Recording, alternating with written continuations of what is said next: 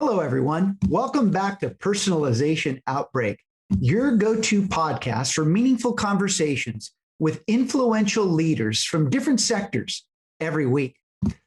All episodes are available at ageofpersonalization.com, where you will find more content about leadership, strategy, and innovation. So if you enjoy the content and relate to it, please join the movement and help us spread the word. Hit the like button below. Share it with colleagues. Subscribe to our YouTube channel and social media at Glenn Yopes so that you can be in touch with the most recent content about leadership in the age of personalization. Now, this week, our guest, Paul Pavlou, is the Dean of the Bauer College of Business at the University of Houston. You see, Paul was recognized among the world's most influential scientific minds by Thomson Reuters, and his research has been cited over 51,000 times by Google Scholar. You see, Paul enjoys solving for open-ended problems that require new and novel ideas by doing things that are fundamentally different. Now, together, we will discuss how to prepare students for jobs that don't yet exist through a cross-disciplinary approach to higher education and how to use the advancements of technology to create highly personalized curriculum. Let's get started.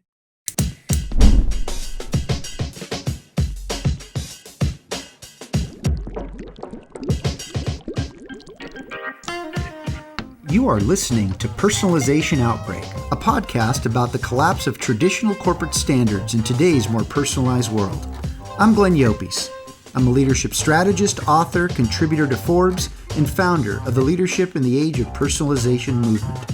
On this show, I'm interviewing executives across multiple sectors to find out how the balance between standardization and personalization can exist. Paul, thanks for joining us today. Well, thank you very much, Glenn, Scott, and I very much appreciate the very kind and very generous introduction. Appreciate it. Well, you're very welcome. And it's not difficult to speak about you that way because clearly you come to higher education with that sense of novel navigation. And we're going to talk about how that plays out throughout our conversation today. But Paul, let's get started with this question. How does one go about doing things that are fundamentally different? That's a very good question, and that's something that I always aspire to do. So, meaning, in a very simple terms, how can we make things better? How can we transform? How can we do things, using a different mindset? And that's what I try to bring to my job in higher education, in business school education, and I can provide several examples of what things we have been doing or planning to do. But I think the basic idea is to do two things. Internally, to have this intellectual curiosity and say, yes, we can do things better. Yes, we can learn, we can use technology, we can use different ways of doing things, and fundamentally try to change how things are done. And this can be at the individual level, transforming individuals and trying to make them, better people, transforming organizations. I think that's a very important, how we can engage in a digital transformation, how we can make organizations, obviously more efficient, more effective, and also more ethical, and more caring and more helpful. And then third, how we can make society and everything else around us better. So yes, we can, and how we can find different ways. I mean, obviously, technology has been a great force, and for for the most part, has been helpful with the internet, ability to communicate, ability to automate, and we can actually say that has helped us quite a bit. Very recently, with the data, we can actually analyze and make sense of data and see how we can, make the future better, and many other ways that if we see things differently, we can do even better. And of course, the second part, which is probably the most challenging, at least to me, is actually from a leadership perspective, is like, how do we convey to all these entities, of course, individuals, organizations, society, that we can do better. How do we instill this this notion of that of positive change, that we can make everything around us better?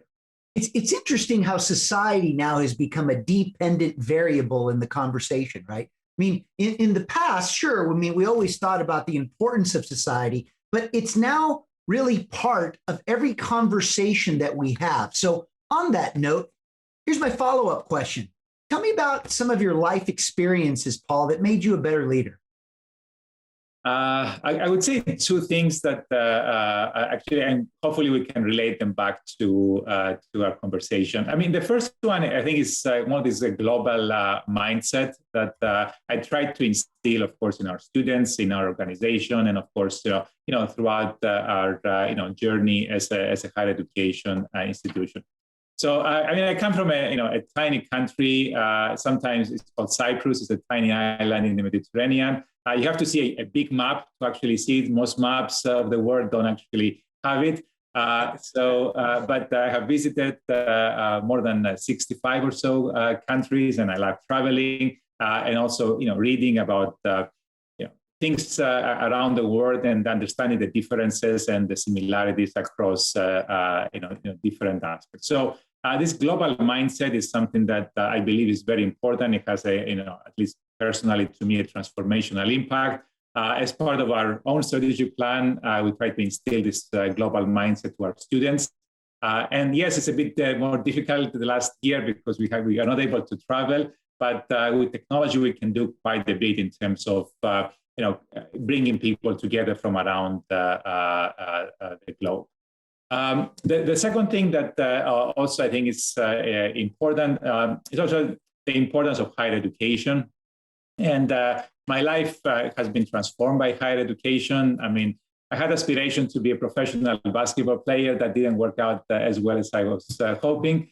But because of higher education, because of scholarships, initially I got a Fulbright scholarship, and that was the only way I could leave, a small country and come to the U.S. and get, really high quality education. And because of that, part of my job here is to give back. I really believe that helping students with scholarships and with higher education is very important, can have a very strong transformative impact on their lives. So this is actually what personally drives me to try to give back and try to create an opportunity for individuals. It's I've often said that those that have had this global mindset, the fact that you were born and raised in Cyprus, tells us already that for you, you understand the importance of survival, renewal, and reinvention. You understand what adversity could look like and feel like. How would you define the landscape of transformation in higher education today, Paul? Actually, I would say that we're undergoing a fundamental transformation in higher education, and it was already underway when I say before COVID, basically in the sense of both the mode of instruction that is actually quite important for higher education, how we actually teach students. But I would say that the importance of technology, data, and even kind of more advanced technologies in the form of artificial intelligence, changes quite substantially what we teach our students and how we prepare them for the future. So, for example, one statistic I'd like, or at least prediction I'd like to share with people is that by 2030, which is not very far away, if you think about it, in less than a decade, about 50% of the jobs that exist today may not exist. So how do we prepare students now, or at least in 2-3 years, during their tenure at the university, to for jobs that don't exist yet, and how they can actually transform themselves or be flexible and resilient in the wake of these changes that exist around us. So I think what we actually teach, and of course how we teach it, and the format of instruction, are two very powerful forces that we need to address. And the third, the more practical aspect, has always been an issue. I think it's going to continue to be one. Of course, is the cost and of higher education. That's always an issue with student debt, especially in this in the United States. And that's why I think mentioned earlier, scholarships are very important. I fundamentally believe that higher education is something that's an investment on people. And if we can actually keep at least the cost and accessibility, cost low, accessibility high, and the flexibility of higher education, we can invest more in people and give them the other resources they need to succeed. You've mentioned data and technologies, and we're going to get to those in a moment. But what do you think are the barriers towards transformation in higher education? And I'm asking you this question from the viewpoint of what would you share with your peers in higher education that might not have a plan? Well, of course, higher education is one of the most well-established industries, have been around for centuries, and they haven't changed dramatically. And I'm sometimes joking with my colleagues is that even back in the Socrates era in ancient Greece, almost more than 2,500 years ago, it was the same mode of instruction. A professor was sitting, albeit outdoors at that time, teaching the students. And 2,500 years later, not much has changed. Yes, we have PowerPoints. Now we have actually, Zoom or virtual technology to help us, but the mode hasn't changed that dramatically. Granted, there was a lot of changes, obviously, in what we teach, and that's, I guess, it brings us to this notion of technology and data. But basically, we need to adapt as a sector in the economy, that we have to be much more preemptive as to how technology, how data, how the world changes around us. And being, of course, a dean at a professional school, I really put a lot of perspective on why we need to prepare students for the jobs of tomorrow. Yes, obviously, we need to also prepare them for the jobs of today, because we need to have employment, but more, how do we prepare them for the next 10, 20, 30, and careers these days can be 50 and 60 years. How do we prepare them now, or how do we create that notion of flexibility and that innate curiosity to continue to learn? So this is what we need to do to really provide this value to our students. So and that's why we need to be continuously connected with the real world. In our case, the business community, with industry, and kind of be more thinking ahead what we need to do to stay one step ahead. So through our research, through our new our programs, and different ways to prepare our students better, for the jobs of tomorrow. So where do you see how partnerships with across sectors will change for you at the business school? We need to take a different approach at this, don't we? Absolutely, yeah. So one thing I mentioned the global mindset. That's one general aspect that I need to instill. The second one actually is this notion of cross-disciplinary education. And we're all, I guess I would say, in business schools, somewhat siloed. I would say even somewhat siloed within our business disciplines between finance, accounting, and marketing. But I would say even as business schools, to some extent, we have been siloed from the rest of the university, the rest of disciplines around us. And that's this cross-disciplinary mindset is what I really want to instill in our students. Basically, I'd like to have partnerships and joint programs with, I would say, virtually every area on campus. And I see business as being part of everything that we do around us. Whether it's engineering and how we use engineering designs, principles and find their commercialization or business application, to the arts, to law, to medicine. Virtually every place on campus can have some strong connection with the business. So that's something that I've been working on. For example, entrepreneurship is one area that I'm personally very excited about, and of course, entrepreneurship can relate to any other aspect of business. So I'm hoping that entrepreneurship will be one way to connect with other aspects on campus. You mentioned analytics, like technology, data.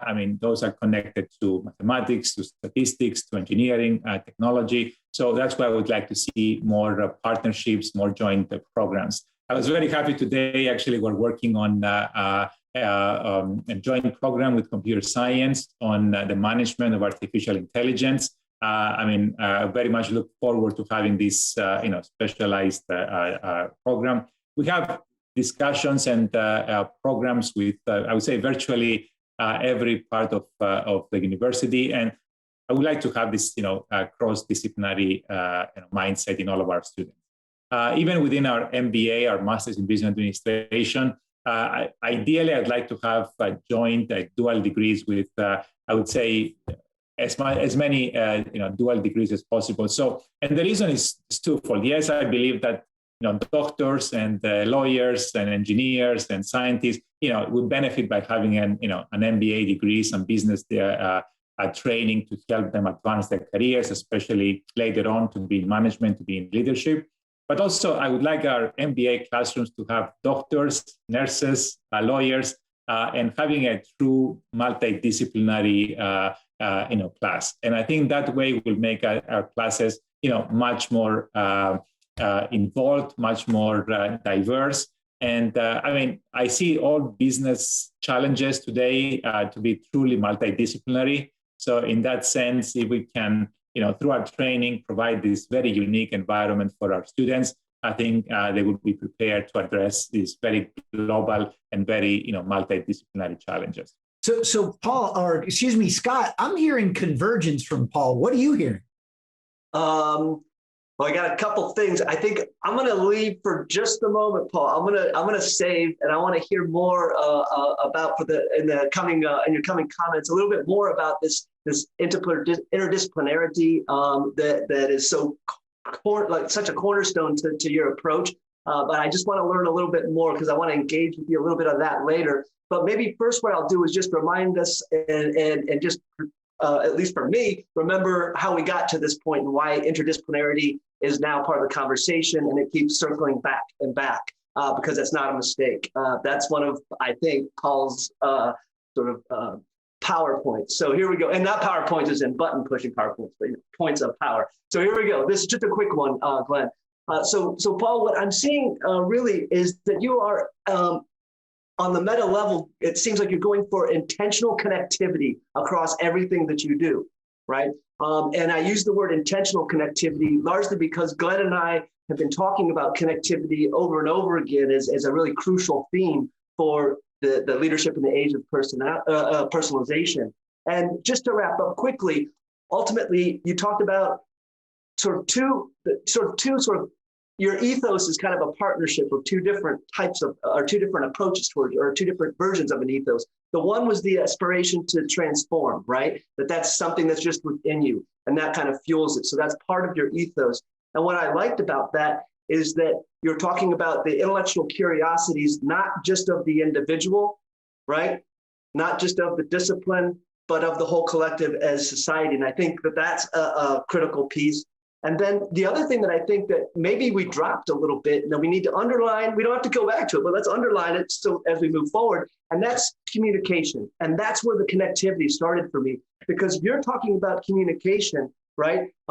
As both leadership, it's something leadership has to do, right? So communication as a leadership doesn't mean just telling people what you want to do. It literally means connecting with the people. And that's really what your aspiration to transform has informed, I think. I think that's how it's informed your connectivity. The last quick one is just your global mindset, right?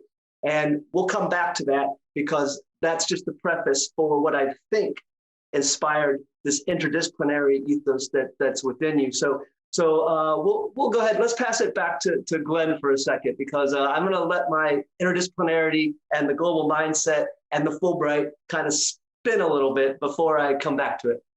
Have you ever had? Thank you very much. So Paul, have you ever had an on-the-spot assessment of what you were saying? That was actually a very nice summary. So I couldn't have done it so well. Well, you actually did it better. I just tried to make it stick for Glenn and I, but you did it much better. So I appreciate it. Thanks. So take us down. Let's go deep here, Paul, with your passion around information sciences. First of all, why did you explore that discipline? But how does it give you, as the dean and the University of Houston's C.T. Bauer School of Business, a competitive edge? Because it's clear that data analytics is what is at the core of your transformation, if I didn't misunderstand you. Very good points and good questions. So, obviously, information sciences is a broader field dealing with technology, and more recently, there's a stronger focus, as you said, on analytics and more broadly, more advanced technologies, including artificial intelligence, and the great transformative potential it has on individuals, on organizations, and eventually on society. So, obviously, that's one of the areas that we're, as I mentioned earlier, we try to instill in the curriculum, try to work with companies to see what is the potential in real life. So, in that sense, being from that discipline, it does help in terms of having the basic understanding, conducting research in those areas, and the applications are quite vast. For example, we have applications, obviously, in healthcare. We have applications in most aspects of business, from fintech these days on accounting analytics, and accounting has become increasingly more analytics and data driven. Of course, marketing, with digital marketing and social media, we're actually much more reliant on data. And of course, there is increasingly more and more users, especially as we're discussing, bringing more disciplines and more aspects from, the outside the traditional business disciplines. So this is actually where we see the great transformation in organizations. They're undergoing this digital transformation. Increasingly, we see, societies are also, gradually, but, steadily, being transformed because of technology, because of data. And I think we're still at the very early stage of what is the potential, out there. So I still think that, being at the forefront of that, makes things, very exciting. And, hopefully we can be, playing a positive role in this overall transformation. No, Paul, as I hear you, and by the way, I agree. We're still in the very early stages. If I can maybe take the intensity of this call just a bit and ask you this question: What changes from 2020 surprised you the most, either by being more prepared or less prepared than you expected?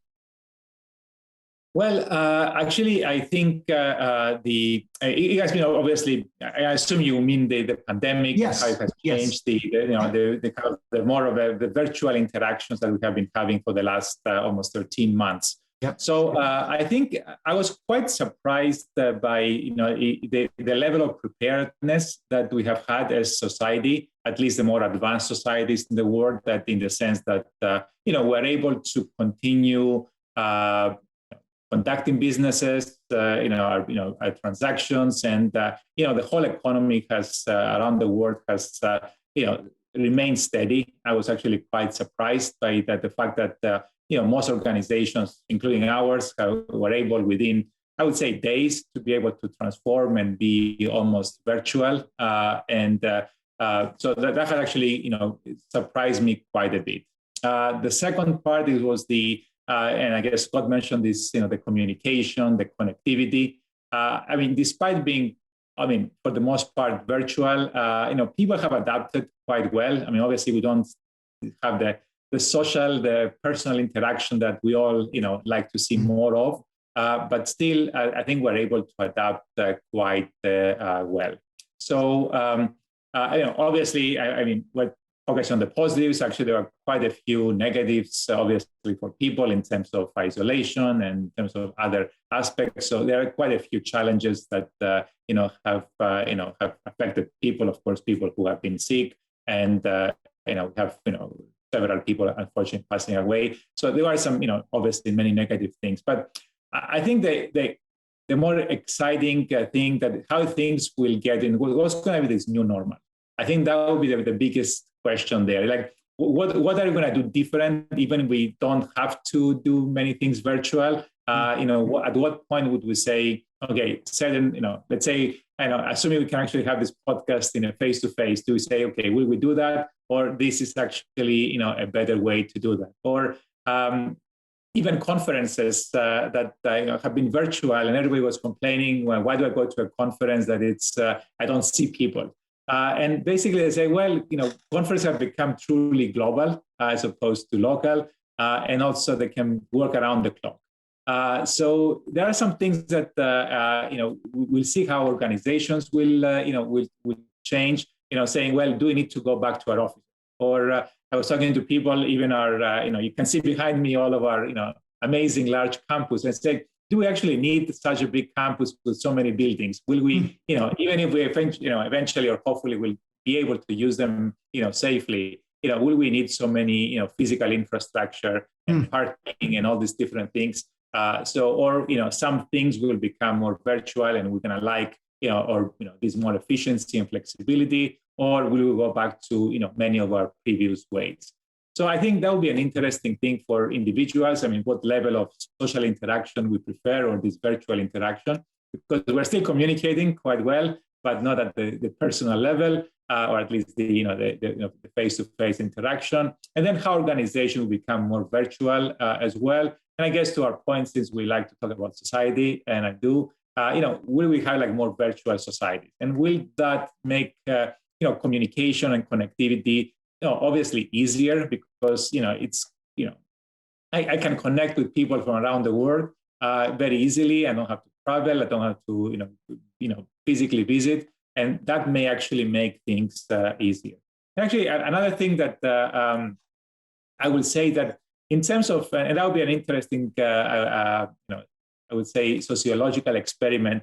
Are we becoming more comfortable with this medium of interaction? There's always a discussion that the face-to-face was the best way, and I still believe, at least personally, that's the case. But do we need to see each other so much, or can we have the same level of connectivity, at least at the professional level, if we just see each other virtually? So that's something I think people might and society might adjust to some degree. So a lot of open questions, but I think it will be a kind of an interesting experiment how the next year will be. Absolutely. Paul, as I was listening to you, and I'd love to get your take on this. I can tell you that, personally, I feel that we're flattening hierarchy, that we're learning that we need each other more than ever. And I mean, just if I can be so transparent to our listeners, I had the good fortune of connecting with you on LinkedIn. And I also had the good fortune that you trusted that why I was reaching out to you was for the right reasons. I think we've come to learn that we can navigate and build human relationships in ways that are enabled by technology. But I believe it also means that we need to be, back to a word that you used before, interdisciplinary, and to know how to communicate in a way that gets to the point and where someone could see themselves in the content that's being shared, to be able to then trust whether it's worth somebody's time. In other words, I'm finding that we're all able to actually discover each other in ways that maybe weren't accepted in society in the past. Any comments about that? And Scott, I'd love for you to comment on that too. Cool. Well, I don't know, Scott, you want to take this? You first, Paul. I'd love to hear you first. Yeah, go ahead, please. Yeah, no, I think that's something that would be very exciting to observe and study in the next few years in terms of how interpersonal communications take place. How much we can rely on this medium to communicate. And I mean, there is actually, without getting too theoretical, it's whole idea of media richness, and some media, including the face-to-face, might be richer, and you can.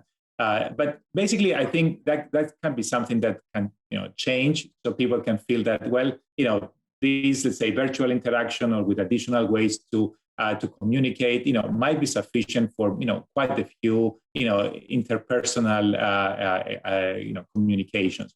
So, and of course, obviously, it's much more efficient, and especially for professional purposes. And bringing it back to I would say, the business domain. I mean, many, consultants say, well, we don't need to visit physically clients anymore. It's actually much more efficient, and people are comfortable with this medium. And that is kind of very rapid 1 year training, how to, engage virtually. So that may actually change, quite a bit some of this interpersonal interaction. Yeah. So also, I would say the other thing on the negative side, actually, some people actually feel very uncomfortable meeting people in person. To some extent, I find it somewhat intimidating at first in terms of, getting back into the real world and actually seeing real people in front of you. So that's something that I think will also be, as we kind of create some kind of a new normal that's hopefully, more interpersonal and more face-to-face. So that would be an interesting ways both interpersonal and business and other aspects of human relations that take place.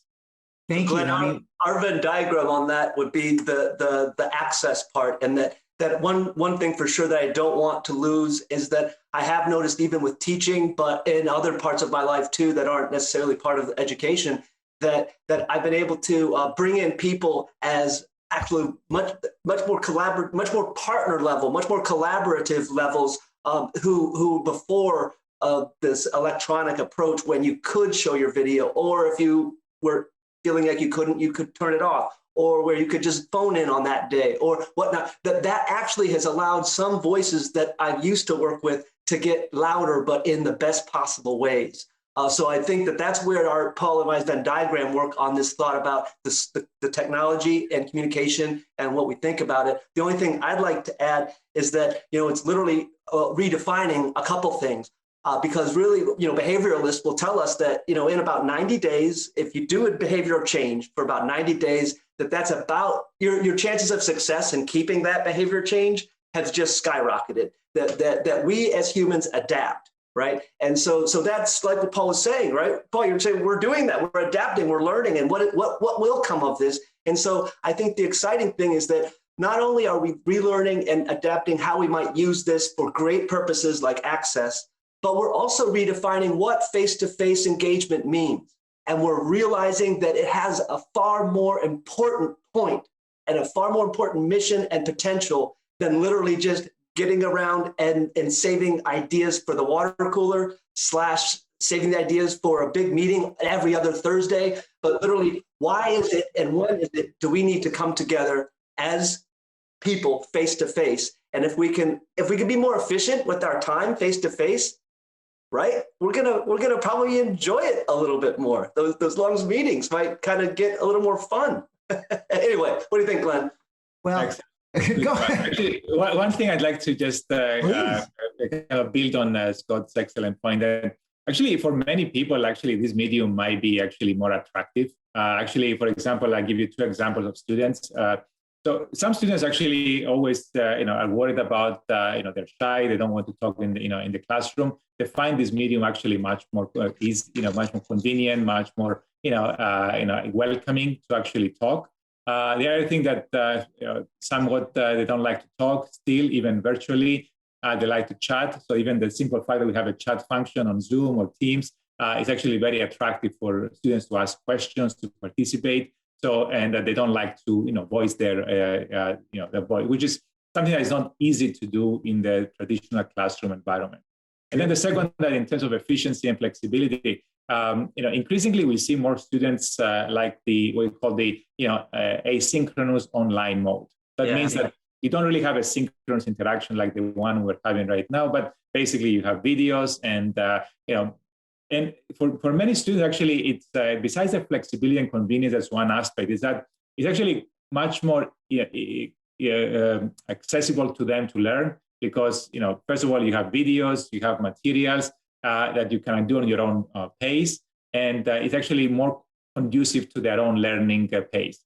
Unlike being in the classroom with 50 or 100 or several hundred students and essentially listening to a lecture, you cannot go back, you cannot rewind, and there's as many times you can ask the professor, repeat that, repeat the other. Here you can just short segments. And sometimes I always joke that, as a faculty, when you record something, when you videotape something, it's better than just talking extemporaneously. So basically, you get the instructor saying exactly, in a very succinct fashion. You can play it as many times as you want. So that's a mode that I like to learn more as opposed to just sitting in the classroom. So I often joke with some of my colleagues to say, well, the fact that you have a face-to-face environment doesn't necessarily, is not necessarily the best means for people to learn, not for everybody at least. So in that sense, several students, several learners have different ways of learning, and these, different modes can be actually more, more conducive and more appropriate for them. And 10 seconds, because this is really important, I think, right? So let's talk about this, right? The idea of stopping a lecture or a meeting, going back to it later and re-catching that 10 minutes that you were kind of not catching, but you really want to get better. That's brilliant.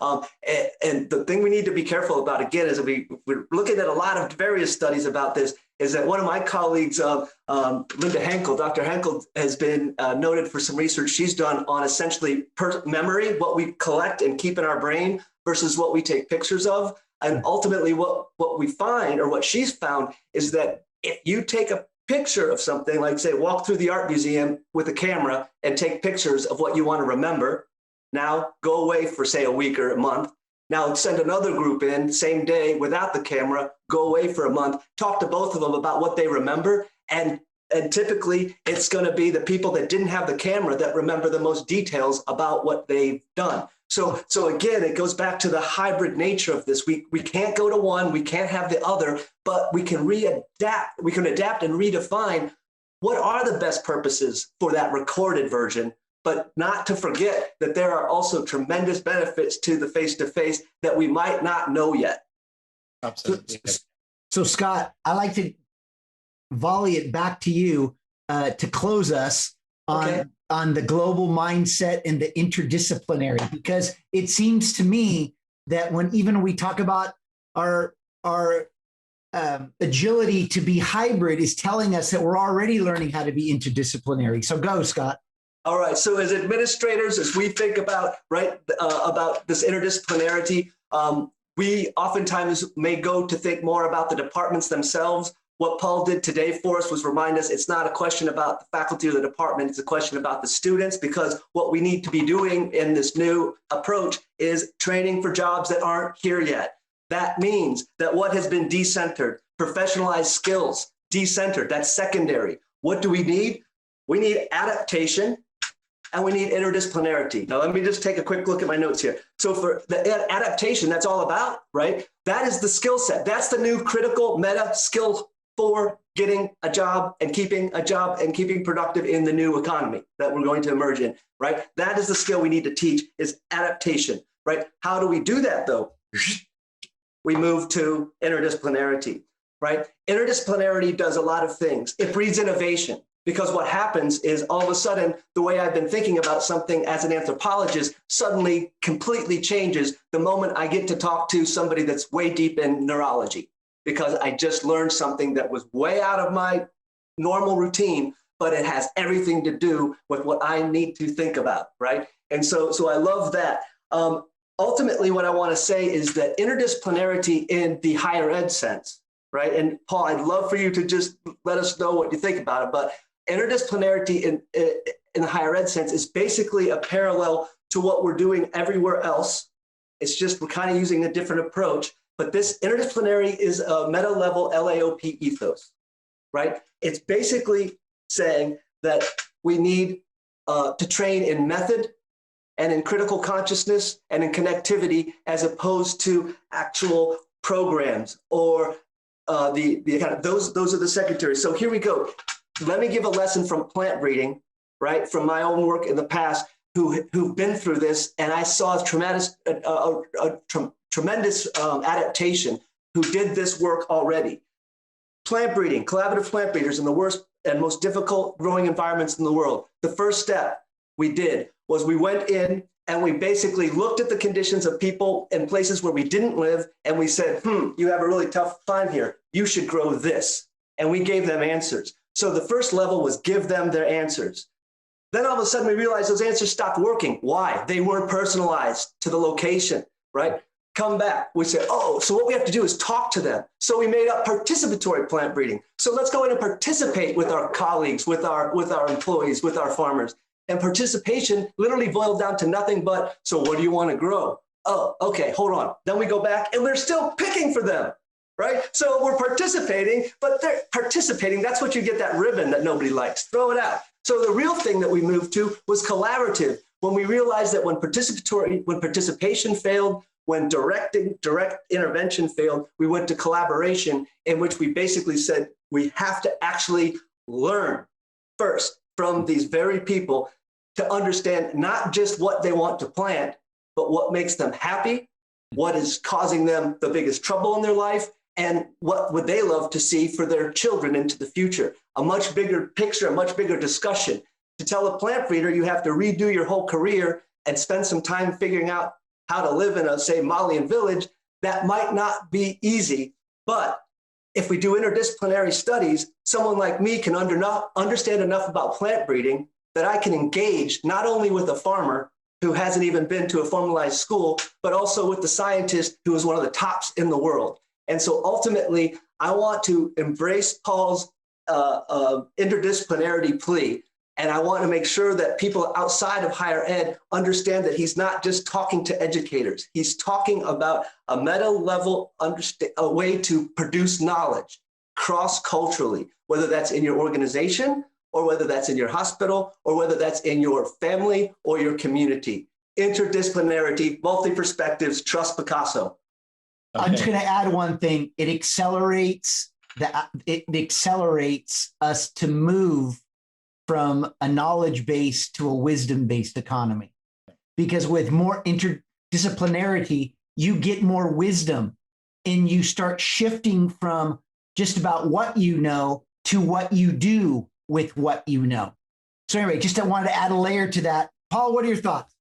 Well, actually, very good, both excellent comments, but actually, and that's exactly, the third part, what you nicely described is what we actually want to instill and teach our students and to learn how to learn, to learn how to collaborate, to understand how to seek solutions. And as I mentioned earlier, 10 years from now, the jobs that are here may be different and they need to adapt. They need to learn how to learn for these new jobs, how to use technology, how to use the data, how to, interact with, other disciplines and, other, cultures to be able to be more adaptive. So actually, one thing I'd like to say also here in terms of, given that we're talking about personalization here, but I would say within of course, we talk about, multidisciplinarity as a concept, but, for the individual, it's like a different set of, more personalized, from this whole universe of things. So I mentioned, the several examples with the, the doctors, with the, business training or statisticians with also the business, component or even more specialized aspects. So basically what we are trying to do, and within this, universe of multiple options and multiple, disciplines, we'd like each of our students to actually kind of, have a more of a personalized curriculum. So obviously, we cannot have a course for each student, but what we can do is two things. Every student, can have a very unique curriculum. So basically, and it can be because they have, more opportunities to interact with other colleges, or even within their, core discipline, they can have, a very unique personalized curriculum. So in theory, each of our students out of our 7,000 students can have a totally different curriculum that is almost, distinct from, anybody else. The second part that we try to develop to have this very personalized experience, besides, of course, the personalized advising, but also to have this mentorship program. And basically, we'd like each of our students to be mentored by depending on their interest, senior executive, a successful person in industry, ideally in the field that she or he would be interested in pursuing, and that provide both the mentorship, obviously, but also the guidance and understanding, how can I be, that person in 10, 20, 30 years. So that aspect, I think, provides a very true personalized experience in terms of the curriculum, and also, working with, in our case, mostly, our successful alumni to mentor students. So that provides a true personalized experience that, we can actually, make their education quite unique. Well, as we close here, Scott, You know what I just heard Paul say? What's that? That what this is all coming back to is we're trying to create new environments, new systems, new methods that embrace the individual in the totality of their experience at the CT Bauer College of Business. In other words, Paul has taken us from the shift from results to methods. He's taken us from the shift from diversity to inclusion. He has taken us from the shift, to remind our listeners, the 5 shifts of leadership in the age of personalization, from tribal to human. He has taken us to the shift from mission to contribution. He's making the shifts unknowingly in recreating a model that was built for the individual. That's my take. And it's all being driven by the recognition that inclusion is a growth strategy. I absolutely love that. And if I could just, for my final point, Glenn, just a quick one, and that is, I love how we're talking about the new opportunities for training our students in AI and other sort of technical things, and it's where we're going. But I want to remind us how dangerous it is that when we see new things that we don't yet really have fully worked out, our inclination and our proclivity, even without knowing it, is going to subconsciously or even consciously go straight back to what we were doing before. And the reason I mention this is that AI and neural networks are perhaps one of the most dangerously misunderstood things that are going on in the development of humankind as we speak, right? And I'm not talking about the apocalypse or the singularity. What I'm talking about is basically AI and democracy are very similar, and that they are human-made. And therefore, when they are created with all the potential for innovation, but all the potential for destruction and exclusivity that still exists and has often existed in most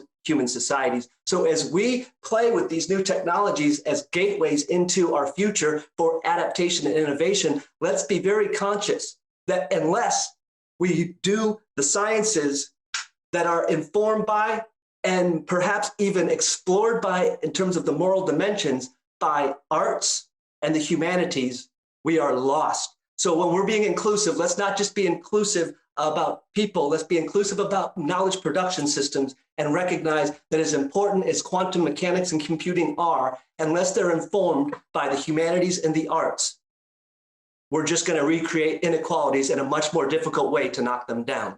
With that, I'll close. Paul, any final comments?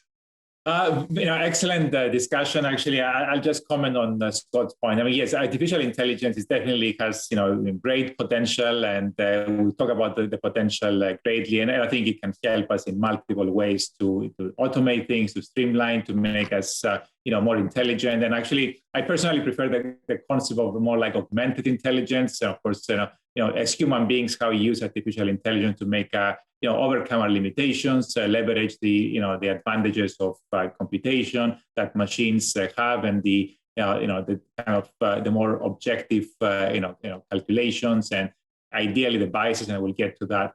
But yes, I mean, obviously AI has tremendous challenges in terms of allowing kind of machines to make decisions, and that's kind of the whole idea of automation. But we make the machines, so that's still us. Well, so our inequalities will still be in those machines, even if we think they're not. Just because we hand it over to the machines, they can't fix it unless we fix it first, because they're doing what we told it to, even if it's AI. Well, of course, just to push back on that, I mean, of course, please. You train them to make decisions, and of course, based on their decisions and what they try to optimize, they will keep making the decisions to optimize what we told them to do. So in that sense, of course, that's where the biases come into play, and in terms of decisions and so forth. But actually, I would say that I would just make it even simpler, and that it's actually more of a technology, and who owns the AI will actually be, will create this, the potential inequality, the digital divide is becoming a major issue. So those who have the technology, the data, the artificial intelligence will get better and better, and automate and do things more efficiently and more effectively. And those what I use the word, being automated out. Essentially, your job becomes, irrelevant or is done by machines. And basically, the digital divide will continue to increase. So in everything we discuss, that's something to always keep in mind. How do we ensure that, most of the population, can be part of this, the use of technology, the use of artificial intelligence, because there's great potential, but it has to be done in a way that, it helps the broader society and not just, I was going to say, Paul, I'm with you on that. As long as you remember one thing, as long as we always remember that the machine is us. What do you think, Glenn? I think that we could have a whole other conversation about this. And I just want to thank Paul for taking the time to be with us. You were great, Paul. And I felt like we started building a lot of momentum at midpoint, and we found our groove. And I just want to thank Paul again for your invaluable insights. And, thanks for just having a human conversation about what's best for our students, what's best for society, and recognizing that, we don't all have all the answers right now. We all have a long way to go. But the good news is that we're breaking ground on new ways of thinking. And that's all we could ask for right now, because we're clearly all in the business of behavior change. We are all in the business of centricity of the individual. And these two things within themselves is a lot to handle. And there's many methods and discoveries yet to be found as we continue on this path forward. So, Paul, thank you very much. As always, Scott, thank you. And I'll close by saying, as we always do, when you lead in the age of personalization, you will see things that others don't, do what others won't, and keep pushing when prudence says quit. Thank you very much. Yeah, thank you very much, Glenn. Thanks, Glenn. Thanks for listening to Personalization Outbreak. Make sure to subscribe so you never miss a show. If you enjoyed the content, visit ageofpersonalization.com to check out our free streaming video series and learn how to get involved in the movement. I'm Glenn Yopes. I wish you a good day, and remember, without strategy, change is merely substitution, not evolution.